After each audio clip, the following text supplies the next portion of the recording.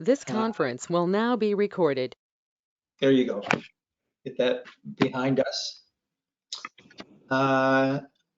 It's my duty and honor to invite everybody to be aware of their emergency exits. And that having been said, I think you all know where they are, but no one else does because we're not in the same room. So there you go.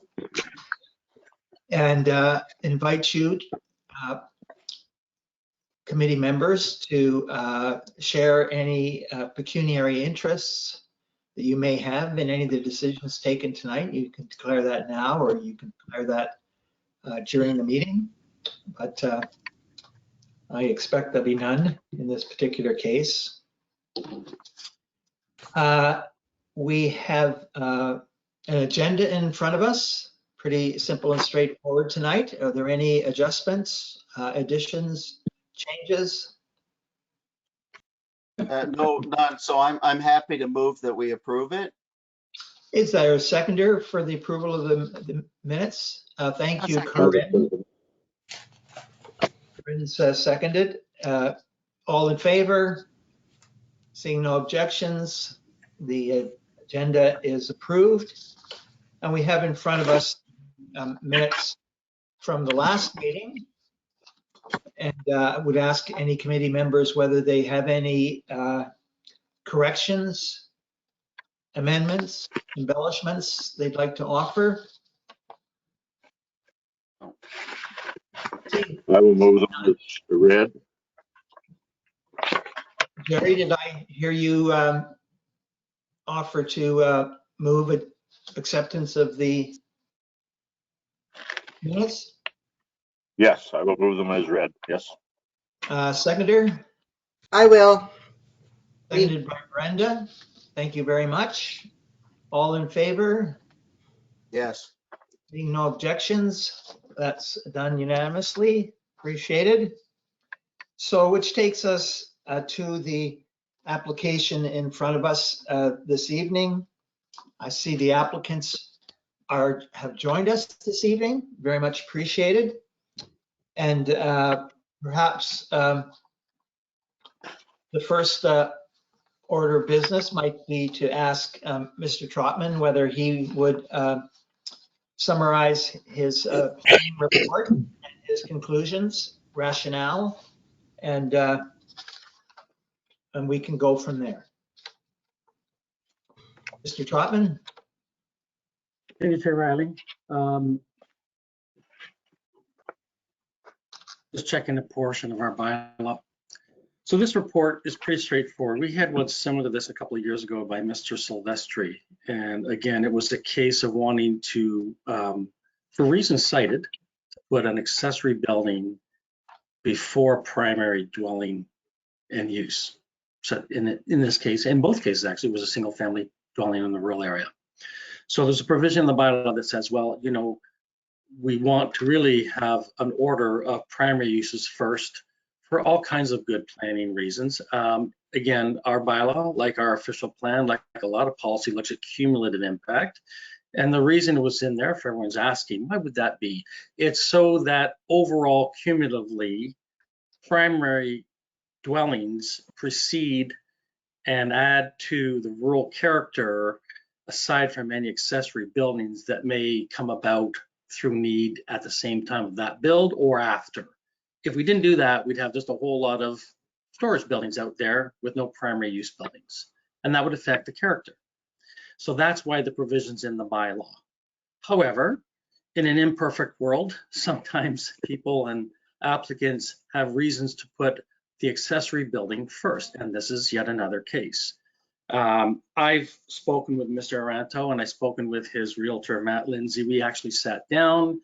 There were reasons clear enough to me why they wanted to do this. It wasn't nefarious, it wasn't frivolous. They had reasons why they were cited in their application. They're going to build quite a significantly architecturally designed house on that lot, and they need to bring material and supplies in, and they need to secure it and also have a place where contractors can work, retrieve materials and make the house happen, never mind any other accessory buildings they may want to build at about the same time. And then I guess Mr. Aranto is going to use it afterwards as an accessory building. I've noted in my report that, of course, it has to be used for permissible uses, and I'm sure Mr. Aranto is going to do that. And so that's the flavor and nature of this application. The only other thing I've noted is that the proposed size is over 370 square meters as proposed. I think I cited that on page 3 of my report. 389, our bylaw under section 5.1C, and I've cited it, says that if it's over 370 meters, it has to undergo site plan control. And I've indicated in there that it's actually at the bottom of page 3, it goes over to page 4 at the top. So, Mr. Randy, you would have to undergo site plan control for an accessory building of 389 square meters. If that were to be 370 or just under 370, then you would not. You don't necessarily have to make that decision tonight. The primary focus of this application is to put and proceed the accessory building before primary use, in this case, your house. And that's the fundamental nature of this application. You just need to be aware that if you go forward with a building that's 389 square meters, town planning will have to administratively undertake a site plan agreement with you. It won't be comprehensive. We have bigger site plan applications, but this is a minor one by in the balance, but you still have to undergo it. So you can allude to that tonight if you wish, or you can think about it afterwards and decide what you want to do. You may want to call me and let me know which way you want to go. You're not that far away from meeting the 370 meter threshold. So there may be a way to actually downsize this building a little bit so you don't have to do that. Actually, David, I sent an email just clarifying with Susan, actually, just in terms of what was included in the gross floor area. And I think actually in my application, I included the covered porch or walkway, which actually doesn't. Right. So the design actually is at 332 square meters as shown. Okay, right. So I was in Okay, error. fair enough. Fair enough. So that will probably solve that issue for you. Beyond that, I've listed conditions for committee to consider. They're going to page 4. Most of them are standard. The only unique one is that we want an assurance deposit. We did this in the previous case. We want to hold your feet to the fire, as it were. It's not that I don't necessarily believe you, but I have to be fair and equitable. And we've done this in the past. Once you get an occupancy permit for the house, then we can refund that deposit, or assurance security, if you want to call it that. And I know we did talk about that before you made your application. I believe you're understanding and melt on that. That's my report summary. And I'm open to questions. Thank you much, Mr. Trotman. Could I ask committee members if they have any questions that they would like to pose to Mr. Trotman regarding his planning report? Bob, any questions? No questions at all. Just to say that I support this completely. And after everybody's spoken, I'm happy to move that we approve it. Brenda, any questions of Mr. Trotman? No, I also support it as long as you're comfortable with all the conditions that you have to meet. There you go. Corinne? I also have no questions, and I would also support the application. Jerry? I have no questions. I think David has outlined what we need to do and what the applicant needs to do. So I think we're all set. Well, as usual, I have one or two questions. So my question, Mr. Trotman, it has to do with that novel condition number 2, the assurance deposit. And the reason I ask about it is because my understanding is that this property is more than 20 acres anyway. So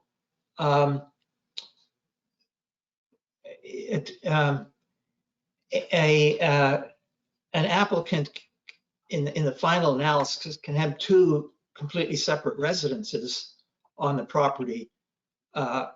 So, I mean, this could be the first residence and the next one could be the next residence. So I don't quite see what the hangup is between this which is an ancillary building, but which could serve as a residence, and the main building, which is, I guess my point is, I wonder why this assurance deposit needs to be requested. And in particular, the wording of it makes me a little bit nervous. It says, after the building permit for the main house is issued, the deposit can be returned to the applicant. I'm wondering why you wouldn't say will be returned to the applicant without accumulated interest. I understand that, but then to have that final clause, which is at the sole discretion of the director of planning,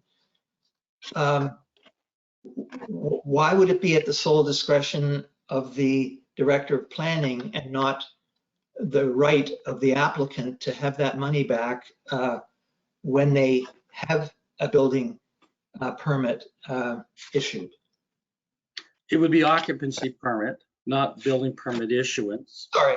I mean, look, I'm not going to suggest that the majority of people aren't going to, be true to their proposal. It's just that we have to ensure that we do see a house there ultimately, and it's the best way and test we have to ensure compliance. The bylaw requirement is separate and aside from the ability to put two houses on the lot. It's about an accessory building preceding a single-family dwelling.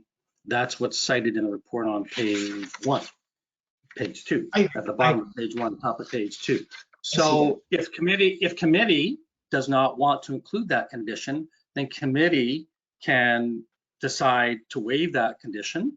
And again, I have no doubt in this case that the Arantos are going to build the house. But in a case where that didn't get built, then committee would have to reflect on that incompletion of the bylaw. And we'd be in a position of a bylaw enforcement scenario, I suppose, because someone has told us, well, we're going to build an accessory building first, then a primary dwelling, and they don't do it down the road, and that would be a backdoor non-compliance scenario to the bylaw requirement. So we did take a deposit. We kept the deposit. We still have it, in fact, from the last one we did, although he will be getting it back shortly. He's over on the 4th line, Mr. Silvestri, and when he gets his occupancy permit, that deposit will be returned. Is it a perfect solution to that requirement? Maybe not. If committee can come up with a better one, I'm open to listening to it.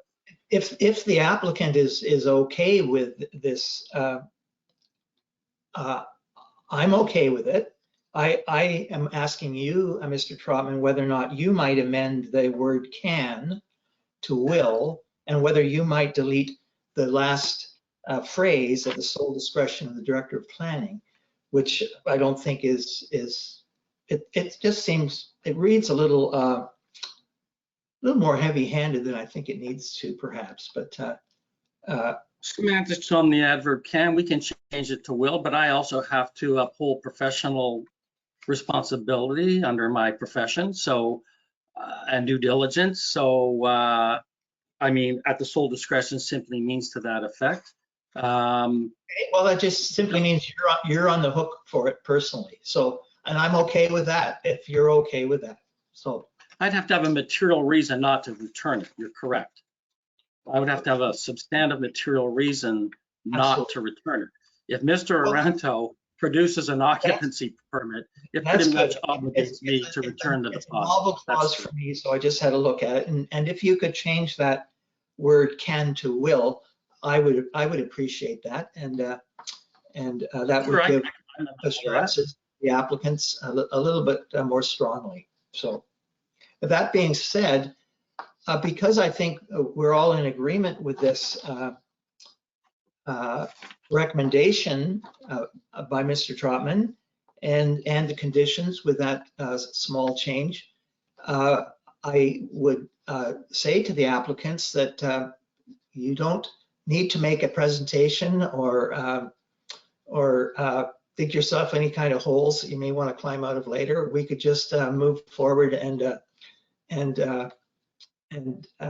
this has been moved by Mr. McCray, and I think it was seconded by Mr. Reed. And we could, if the applicant's willing, we'll just move to voting on this. We're in agreement. That being said, shall we vote on this? All those in favor?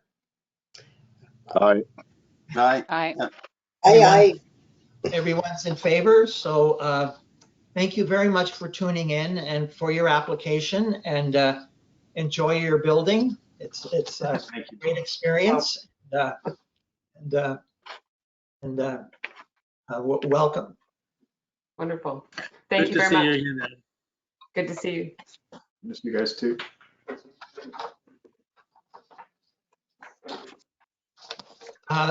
So moving on to the next item on the agenda, that's active planning applications. Are there any that you wish to bring to our attention, David or Susan?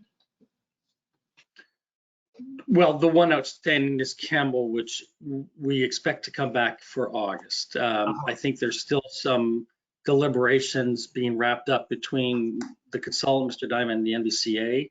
I do have revised set of conditions or prescriptions, however you want to characterize them, through our town solicitor. Not much was changed, frankly, based on what I had put forward in the beginning, but it's been reworded a bit. We didn't bring it back today because of the NVCA matter. I've got a call into Mr. Diamond, actually touch base with him on that. And I actually expect a call tomorrow, hopefully, so he can tell me, have things been resolved with the NVCA? And if the answer is yes, then we can probably bring this back to an August meeting, and it should be fairly quick. And I won't be writing another report. What I will do is bring forward the revised conditions. You got the report from April 28th. I don't need to rewrite it. But what I will do, of course, is bring forward the updated conditions as proposed by our town solicitor. I'm going to have a chat with Mr. Diamond about those as well. I want to make sure that he and the Campbells are understanding and amenable to that. Hopefully they are. And if that's all the case, then we will come back in August. Thank you very much for that. I've heard stories about an application for a subdivision somewhere down near Orangeville, towards Orangeville. That's sort of contrary to the Mono official plan and the county official plan, and out in the middle of nowhere. Is there anything delicious that you may want to share with us about that? Well, we did get a submission from Aragon for Block 2, which is just a stone's throw away from Watermark. There's two blocks there, as you know. There's a southerly block, which takes up most of the frontage on Monora Park Drive, north of where the hotel will be. And then I suppose if you walk in, I don't know, say 300 feet or so, maybe 400 feet, you'll get to an imaginary line. And once you cross that, you're into Block 2. Well, Block 2 takes the rest of that land all the way up to County Road 16. Aragon has, in their infinite desire and wisdom, decided they would like to put housing there. Well, that doesn't surprise me. And even though it's commercial. And so we have an application in, we have to determine whether it's complete. The sticking point right now is whether we will get an employment land conversion study from from the consultants.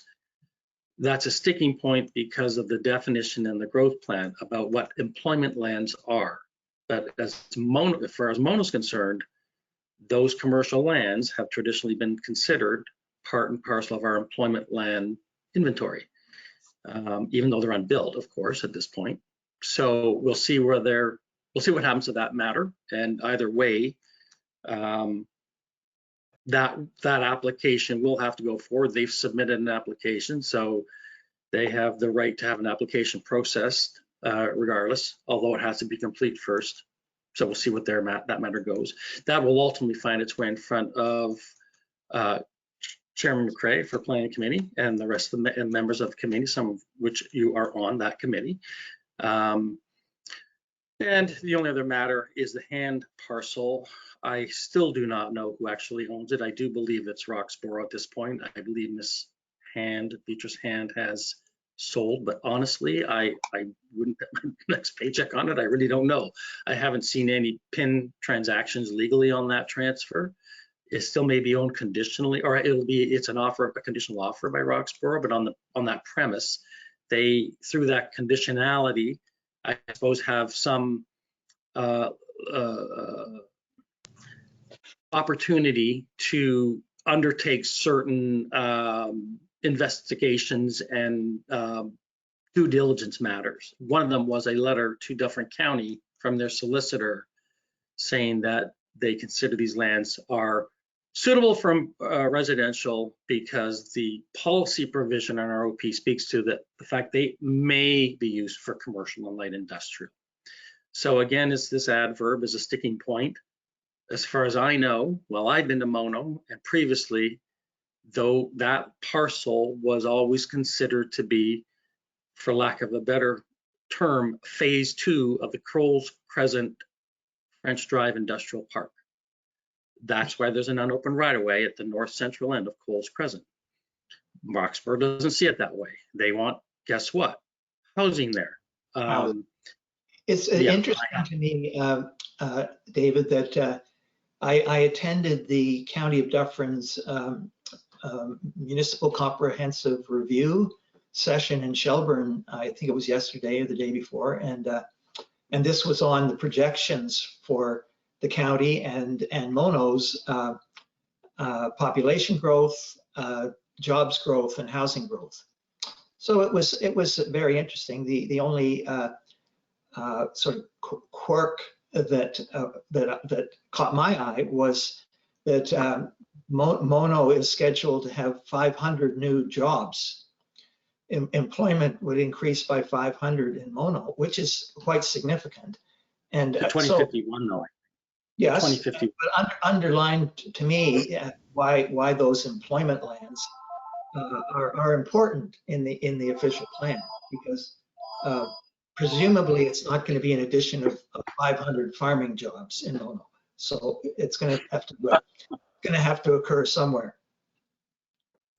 Well, I do my utmost to balance growth in Mono with its rural bucolic character. Thank you very much. I've said more than once, I stand in the way, just to pick on land severance, I stand in the way of rural severances unless or until the policy framework pushes me aside. And if somebody meets the policy tests, I stand aside, or meaning to say, I write a report that says, yep, they meet all the policy tests. This person who has 100 acres is entitled to a land severance. Anyway, my position is they should be minimal and restricted. And I think the policy test we have right now is pretty good. 2 lots, that's it.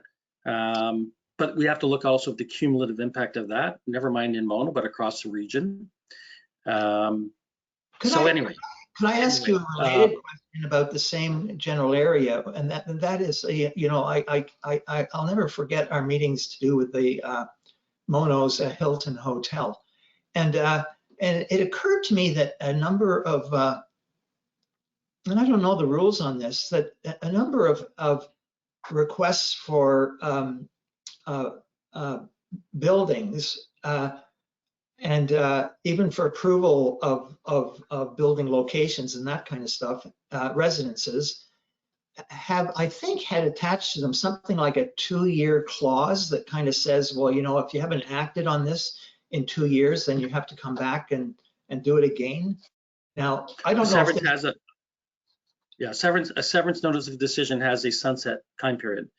Are there sunset periods on something like the approval or the variance that we provided for the Hilton Hotel? because I just kind of say to myself, oh, that guy's just, he's just been collecting permissions to inflate the value of the property to resell it and has no intention of building a Hilton hotel there. But is there a certain point where that's stale dated and he has to come back and ask you, David, for additional approvals? That variance, I believe, was tied to the hotel, not just any 4-story building. And I deliberately crafted it that way for that reason. I mean, as for the build, at this point, I have no reason to believe that he will not be building a hotel and medical center. There's nothing in my discussions with him that would indicate otherwise. Is there He a is sunset challenged. clause? Well, if he, technically, I guess, if he doesn't act on the variance in a year, we could, I'll have to check the legislation. We could say, well, no, that runs, sorry, excuse me, that runs with a hotel. That runs with a hotel. I'm regressing to severance consent prescription. That runs with a hotel, but it's got to be hotel. So I believe that's what the notice says. It was for a variance relief offer for a hotel, not In the some other future, 4-story building. in the future, for such what would you call it, splendiferous applications such as the Mono Hilton Hotel, is it legally possible to put in a condition that's a sunset clause just in order to stimulate activity rather than just stockpile additional speculative value to that property? Well, for minor variances, I'm not sure would have material value. The consent already does. You have to act on the consent notice of conditions in 1 year, or you lose the consent, you've got to reapply. Subdivisions also can and should have sunset clauses in them. I don't know, for example, that the draft plans that I believe were processed with seniority lands down in Hockley ever did. I have never even seen that subdivision agreement, by the way, and I don't know that there is a sunset clause for those seniority lands. You know, part of them are in the hamlet there, but I have seen nothing on those lands at all, even though they go to our population and unit count numbers through the Dufferin County Growth Plan exercise. So I don't know if they will ever come forward. I mean, I think certainly in the past many years, municipalities have applied sunset clauses to plans of subdivision. In other words, to say, okay, Mr. Developer, we are giving you draft plan of subdivision. If you do not go to final approval, which means all the big checks come out, right? The money for infrastructure, DCAs, and all the rest of it, then subdivision approval generally lasts for 3 years. After 3 years, that applicant can reapply for an extension. That usually comes with a cost of at least, well, in my past experience, that was $1,000 to $1,500 back at the city of Barrie. It's probably more than that now. And, you know, it's 3 or 4 strikes and you're out. In other words, you can't just continue to come back for extension after extension after extension. There often is a trigger clause or article in the agreement that says after 4 extensions or time period, 5 to 10 years, that's it, it dies. You haven't taken draft plan approval to final approval, Mr. Developer, it's gone. You have to go back to the beginning and start again, if you're able to under the current growth plan legislation. So can I take that as meaning that when it comes to subdivision, you can and do use sunset clauses, but when it's a 4-story hotel, we don't? Well, the fourth story, remember, he was, as of right, entitled to 3. The 4th story was for relief for a hotel. Yeah. So I'm just trying to see if you've got any leverage, and I see that you're saying no, and I accept that. So with that said, sorry to drag on the meeting so remorselessly here, and we should really wind it up. Are there any? The site plan agreement also speaks to hotel, so it can't just be a switch and bait. If he were to come back and say, you know, I want to buy a 4th-story, I understand that. Yeah, I understand. something else, then that would nullify the variance. Yeah. Just one last point, though, on the Dufferin County open house. It was on, oh gosh, what a busy week. Was it yesterday, Thursday, the 27th? So I was hoping to see some draft mapping there. I know there's a schedule that's being sent out by Dufferin County. I know the mapping is pending. Anyway, and that will be for the ag system, the OMAFRA provincial ag system review, and also the natural heritage. And I say, if I have not said umpteen times to Dufferin County and members of the province who've been in attendance pre-COVID and their consultant WSP, this is an update.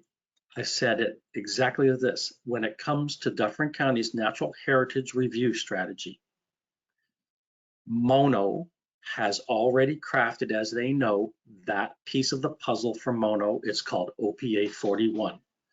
And I have said, even then yesterday, I think it was yesterday at the open house, that Dufferin County need only put that piece into their natural heritage puzzle. It's done for Mono. That's a position we've taken. They don't need to really look at it anymore. We did an arduous, comprehensive job with a body of people who knew what they were doing. And we came up with an approved OPA 41. There were no appeals. And so wink, wink to Dufferin County, you just need to include that as part of your natural heritage exercise. So that's what I anticipate to come out. We haven't seen the mapping yet. We will, I guess, by September, I think it is. And then there will be presentations by Dufferin County and their consultant team to the urban settlements, Grand Valley, Shelburne, and Morrisville, and also one or two more centralized rural municipalities. So we made one of them, but that agenda has not yet been set. Yes, my understanding is they're pushing that off, all of those things to later meetings, but I think it sounded to me it was the prime agricultural piece, which affects all the farm owners in Dufferin County and Mono quite significantly. But I think the position, your position, has been similar to the natural heritage, is that Mono's done that work through its Lear study, and that you're kind of waiting to hear back from the county as to how they're reacting. So the only other thing I would add, to not to delay this by any means, is that the federal Minister of Agriculture has undertaken climate change modeling, and they've taken it out. I guess supercomputer modeling, almost like modeling a tornado or hurricane. Where's, which route can this thing take? You see the spaghetti lines when you look at these hurricane graphs on the TV when they're coming up the panhandle. And they've done that's an anecdotal example. They're doing the same thing for agricultural land. And they're looking at modeling across the country as to, what and where will our agricultural arable lands be, say, after 2050, 2075. Well, that's very unfortunate, considering that agriculture is constitutionally a provincial matter, and they could just ship money. And for example, one useful thing, and I think the Ontario Minister of Municipal Affairs should intervene in Dufferin County and just say that if an upper tier municipality doesn't have a single land use planner on staff, let alone a land use planning group on staff, it shouldn't be writing an official plan, because it doesn't know even how to write the contracts for the consultants who are doing it, let alone uphold such official plan after it adopts it. It's a very weird kind of situation in Dufferin. That's all. I should cease and desist having said that, but it's very. If I can indulge Anyway. If I could indulge the committee's time for a few minutes. No. I think it's commendable that David looks at severances and looks at them from a rural point of view, et cetera, et cetera, et cetera. And obviously I've got a conflict of interest, but quite frankly, people, when we went through the Lear study back in the 90s, they talked about needed contingent acres of 520 acres. And that got changed as the committee, as the reports came out somewhat. However, as this committee and as members of the Mona Township, I think we should be pretty aware that we talk agriculture, but we're really putting agriculture to the back burner. And in Ontario, we're losing 375 acres a day of prime agricultural land, it says in the 2016 to 21 census. And quite frankly, you need some kind of a base of land to make a viable farming operation today. Nobody's going to do it with 100 acres and a team of horses anymore. So in order to do that, I think, and Mona's just on the verge of whether we've got enough lands to even do that. So I think we have to be pretty cognizant of what is going on around us and on what divisions of land that we actually make. And that goes away maybe from the subdivisions at Royal Chev Olds and Watermark and all those. I think that's probably where they've got to be. But when we get out into the rural countryside, we've got to take a serious look as a planning committee at every severance that comes off, because I know we think that we make great decisions, et cetera, et cetera, et cetera. But I can cite ones that have been made in the last 24 years that I've been on this committee that were really mistakes. And you can't build a house beside a farming operation and expect that the second owner that comes is going to not want the trees cut, or not want the manure spreader running, or not want the combine running at night. And you know, if we look at the world situation, maybe I read too much, but quite frankly, I think this world is going to be very, very, very happy to have some wheat this fall and one thing or another. And I think they'll be very lucky to have some local food. And that goes, I think one of the reasons that these committees are important at the lower tier is that we talk about what happens at the all the way up to the federal point of view. And I say that because somebody mentioned the federal Minister of Agriculture, and quite frankly, to be very, very truthful and blunt, she doesn't know sheep shit from cherry pits. There you go. And whenever they put 35% tariff on fertilizer, and yet the world needs wheat, what in the hell is that going to do to me? I just don't understand.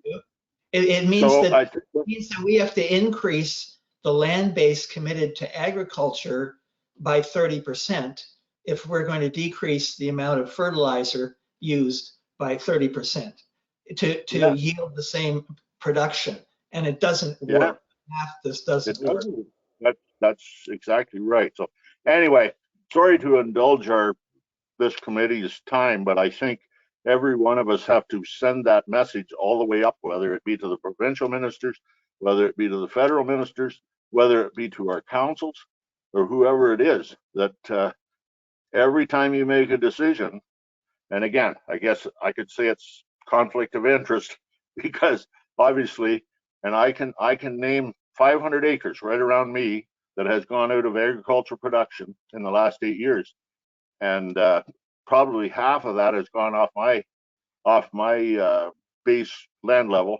And let's face it, at 75 years of age, it doesn't really matter to me, but it's going to matter to somebody's grandchildren, and they better be aware of it. We better be aware of it.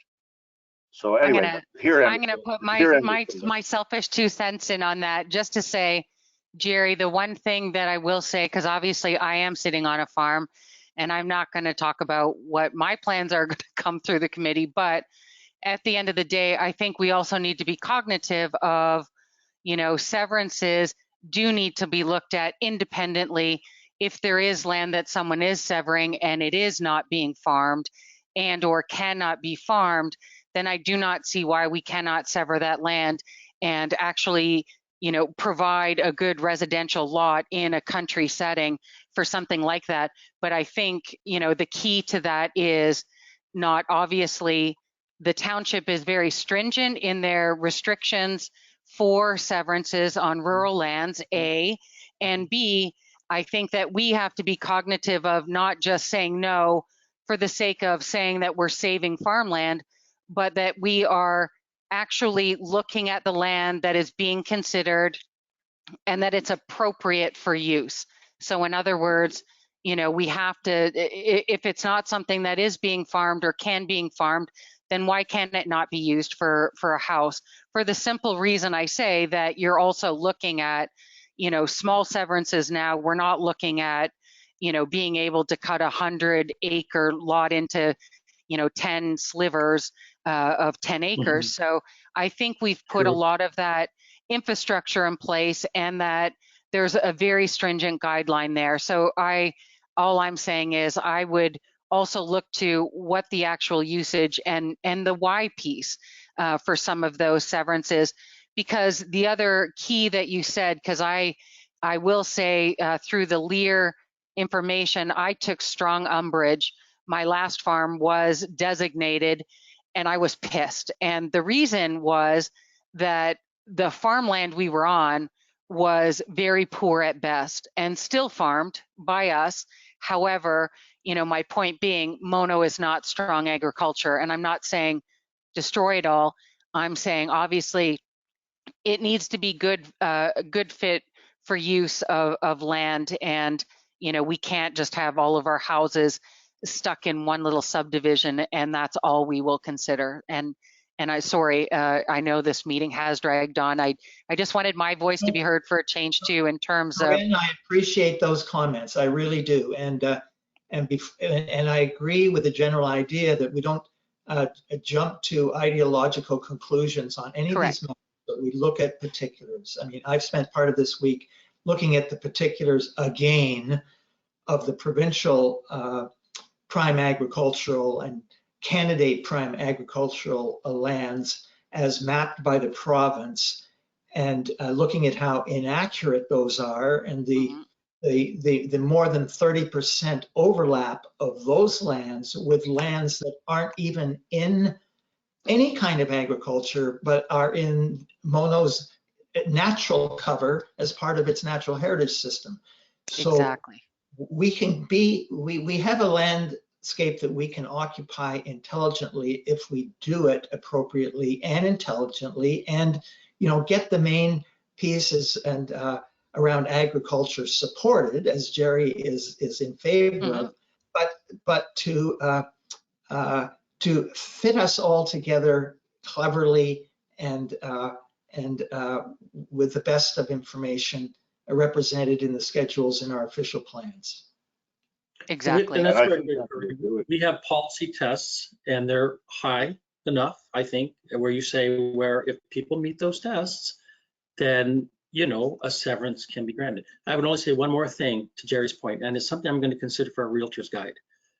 If you look at the provincial policy statement, the primary uses are agriculture, forestry, and mineral extraction.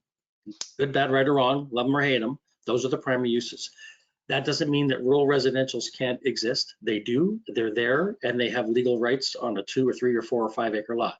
However, if anybody calls me and says, I'm going to buy a lot in the rural area, I say, well, that's good, that's fine. But be mindful of the fact that being in the rural area as a residential owner it's a bit of a privilege too. You have to recognize that there will be farm equipment coming down that road and it's going to create dust. And it may not be during regular business hours. And there's manure that needs to be spread. And there's other operations that farmers have to do that that you as a new residential rural landowner needs to be mindful of. And that's all I've ever said to anyone who's asked me. It's a little bit of a privilege to have 2 or 3. Yeah, it's a right. You own the lot, and a residence is a permitted legal use, but it's also a bit of a privilege to be there in and around farmland and be mindful of that fact. And most people say, okay, I get that, Dave, and off they go. So that's all I have to say for tonight. Well, I have really strayed from my chairing duties here, and I apologize. This is the longest meeting we've had for a single item, I think, in the last year. So with that said, are there any parting comments before I ask for a motion to adjourn? I will say it was time well spent, John, and very educational, I think, for everyone. So don't apologize at all. I would encourage everybody to tune in to what's going on with the County of Dufferin municipal comprehensive review of their official plan. It is a possibly dangerous activity being undertaken without any land use planning professional staff in the county. And it's, if I was that consultant, I'd be just rolling it in the mud, just enjoying myself immensely. So On that note, I'll move to adjourn this meeting. I'll second. I'll second that real fast. All in favor? Thank you very much for the enjoyable meeting. Thank you, Thank Ms. you. Well Rodman. Thank done. you, Mr. Bottle. Good night. Good night, everyone. Keep well.